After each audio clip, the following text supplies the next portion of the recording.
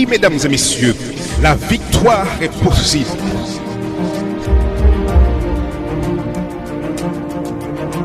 Ne perdez pas espoir.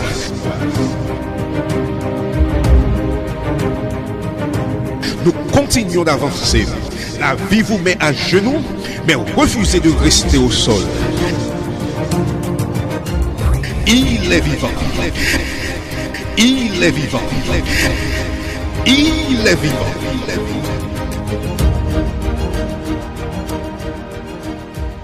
Mesdames et messieurs, RJV vous présente votre conférence biblique Voici ton Dieu.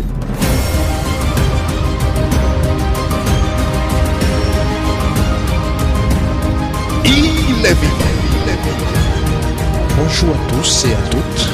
Pour introduire notre réflexion aujourd'hui, qui est intitulée L'invitation aux noces royales, je vous invite à lire dans la Bible Matthieu chapitre 22, les versets 2 à 10. Voici ce que nous lisons. Le royaume des cieux est semblable à un roi qui fit des noces pour son fils. Il envoya ses serviteurs appeler ceux qui étaient invités aux noces, mais ils ne voulurent pas venir. Il envoya encore d'autres serviteurs en disant « Dites aux conviés, voici j'ai préparé mon festin, mes bœufs et mes bêtes grasses sont tués, tout est prêt, venez aux noces. » Mais sans s'inquiéter de l'invitation, ils s'en allèrent, celui-ci à son champ, celui-là à son trafic. Et les autres se saisirent des serviteurs, les outragèrent et les tuèrent. Le roi fut irrité, il envoya ses troupes, fit périr ses meurtriers et brûla leur ville. Alors, il dit à ses serviteurs, les noces sont prêtes, mais les conviés n'en étaient pas dignes. Allez donc dans les carrefours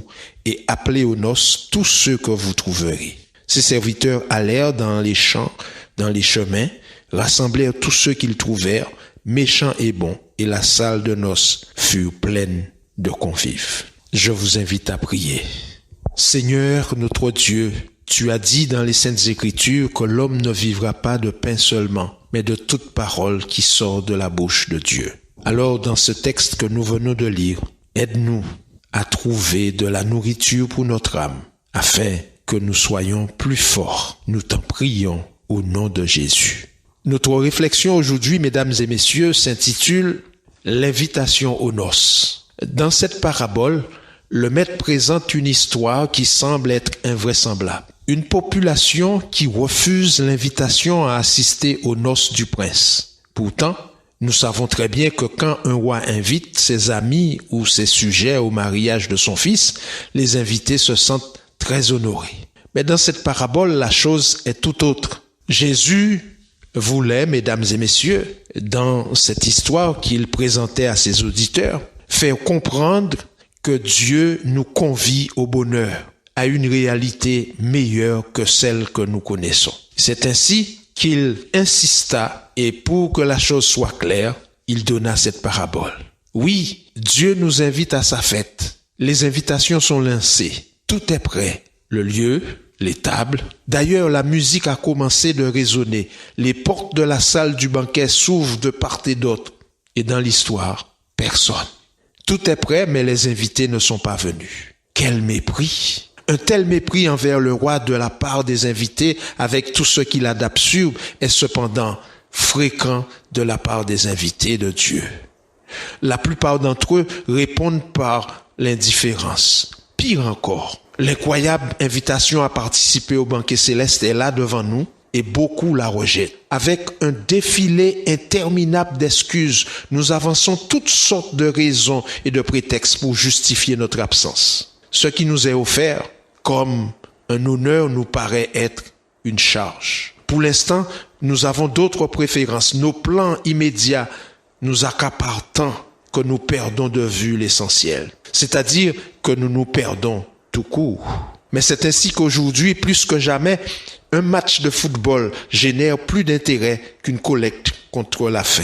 Un programme de télévision suscite plus de ferveur que les services de tous les lieux de culte. Et le nouveau film, le nouveau feuilleton de n'importe quelle vedette attire davantage la foule qu'une action humanitaire. Mais, chers amis, laissez-moi vous dire, aucune excuse n'est valable. Au milieu des innombrables offres que le monde nous propose, Dieu continue de nous envoyer des invitations à sa fête. Oui, Dieu ne cesse de nous inviter. Je voudrais simplement vous lire à partir des Saintes Écritures 2 invitations de la part de Dieu. Une dans l'Ancien Testament, dans Ésaïe chapitre 1 verset 18. « Venez et plaidons, dit l'Éternel, si vos péchés sont comme le cramoisi, ils deviendront blancs comme la neige. S'ils sont rouges comme la pourpre, ils deviendront comme la laine. » Et dans le Nouveau Testament, dans Matthieu chapitre 11 au verset 28, Jésus dit « Venez à moi, vous qui êtes fatigués et chargés, et je vous donnerai du repos. » Aujourd'hui, comme dans la parabole, les serviteurs du roi sortent et rassemblent tous les gens qu'ils trouvent, bons ou mauvais, tous ensemble, pauvres, invalides, boiteux et aveugles, prostituées, publicains, pécheurs, toutes les classes. Dieu dit qu'ils s'approchent sans peur, sans se préoccuper ni de leur curriculum, ni de leurs antécédents pénaux. Émigrés, sans papier, exilés, réfugiés, demandeurs d'aide ou demandeurs d'emploi, hommes et femmes, libres et esclaves, grecs et barbares, arabes et juifs, étrangers sans frontières. En fait, ce sont les nouveaux invités, le nouveau peuple de Dieu. Ce ne sont pas les murs de Jéricho qu'il faut abattre pour y entrer. Il faut démolir, chers amis, quelque chose de bien plus résistant, les murs de nos préjugés. Pour fonder le peuple de l'avenir, tout un chacun est convoqué.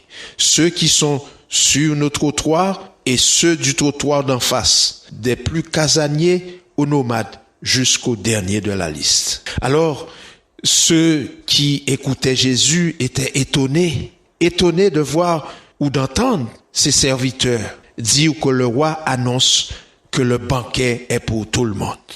Aujourd'hui encore, nous continuons à annoncer que le banquet est pour tout le monde, que l'invitation est pour tous. Mesdames et messieurs, Dieu n'a pas cessé de lancer ses invitations. Dieu n'a pas cessé de lancer ses invitations. Les orphelins de l'histoire, les privés de reconnaissance, les victimes de la vie, les miséreux de toujours, les exclus d'office, ce sont eux les élus. Les héritiers de tous les maux, les enterrés vivants, oubliés de tous, les mutilés de toutes les guerres, qu'ils viennent au banquet, même pieds nus, sans yeux ou sans mains. Parce que, avant d'être élus, ils ont été appelés. Il n'existe pas de droit acquis pour personne. L'invitation au mariage est une grâce du roi. Son royaume n'est ni une société fermée, ni un club privé. Les portes du royaume sont grandes, ouvertes. La fête, comme Jésus l'appelle, ne s'arrête pas faute d'invités présents. La fête continue. Chacun de nous, mesdames et messieurs, vous qui m'écoutez, peut choisir de participer au banquet ou de refuser l'invitation. Chacun de nous décide d'entrer ou de rester dehors. Il n'est pas question de bon ou de mauvais. Ce roi généreux se refuse à exiger un carton d'invitation ou tout autre document, car nous sommes tous ses enfants avec lesquels il veut simplement partager la fête sans fin. Pour beaucoup, comme pour les pauvres de la parabole, le royaume semblait inaccessible, mais le maître a dit que tous pouvaient venir au banquet, y compris ceux qui se considèrent indignes. Finalement, ceux qui décident de ne pas entrer au festin des noces montrent par leur refus qu'ils n'ont pas compris le grand honneur qui leur est fait. Chers amis, je voudrais conclure cette brève réflexion en disant, chers amis, Dieu veut que sa maison se remplisse, que tous ses enfants jouissent de sa fête et qu'il l'aide pour que toutes les places soient occupées. Mais, il ne veut forcer personne. Il ne veut que des invités heureux. Oui, chers amis, l'invitation est pour vous aussi. Et si je devrais dire quelque chose pour vous encourager à répondre à cette invitation, je vous invite à la faire avec moi cette prière. Dieu Tout-Puissant, Roi de l'univers, je suis ému d'apprendre que tu m'as invité à ton grand banquet. Je te demande pardon pour toutes mes excuses. J'aimerais être à ta fête sans fin. Je sais que tu as commencé à la préparer. S'il te plaît, réserve-moi un couvert à ta table. Je t'en supplie, au nom de Jésus. Amen. Tout est noir autour de toi, tu cherches ton chemin. C'était votre conférence biblique « Voici ton Dieu ». Si vous avez besoin d'un éclairage, si vous voulez connaître davantage, si vous avez une question, L'équipe Voici ton Dieu est à votre disposition. N'hésitez pas à nous contacter par WhatsApp ou SMS au 06 94 233 352 06 94 233 352 ou alors par mail à evangiledevie.bible@gmail.com evangiledevie.bible@gmail.com. Nous vous remercions de votre écoute et à bientôt sur RJV. Prends sa main.